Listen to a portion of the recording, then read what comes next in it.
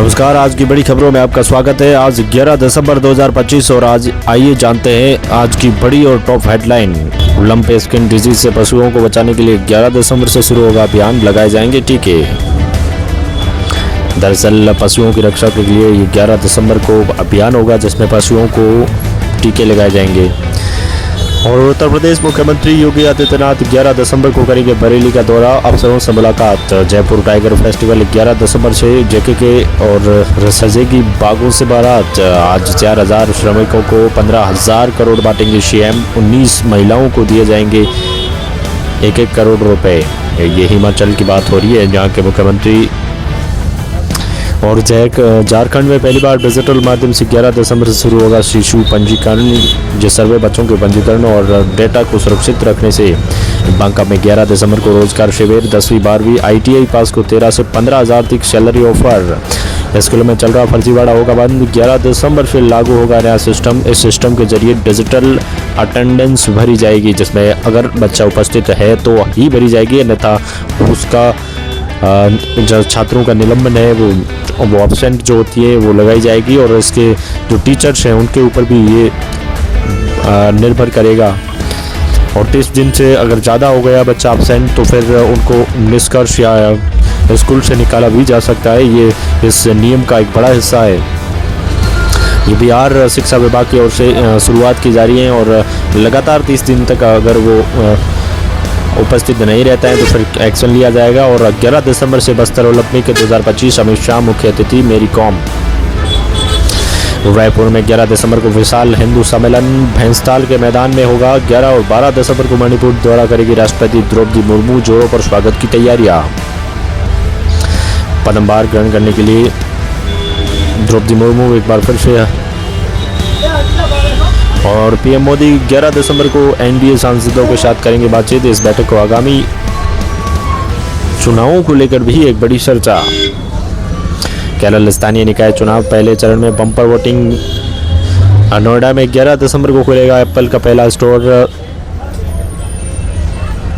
और अब नए साल में नौकरियां बाहर। 52% कंपनियां करेगी जमकर भर्तियां। सभी सेक्टर में नियोक्ता बढ़ाएंगे कर्मचारी।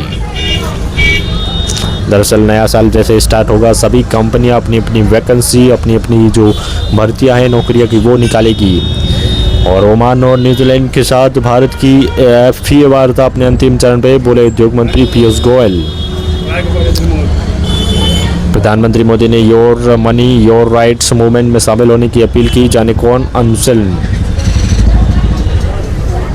और तेलंगाना सरकार बनाएगी 1000 करोड़ का स्टार्टअप फंड। हैदराबाद को यूनिकॉर्न हब बनाने की तैयारी। तेलंगाना बनेगा ग्लोबल स्टार्टअप का एक बड़ा हब जिसमें 1000 करोड़ रुपए निवेश करेगी सरकार।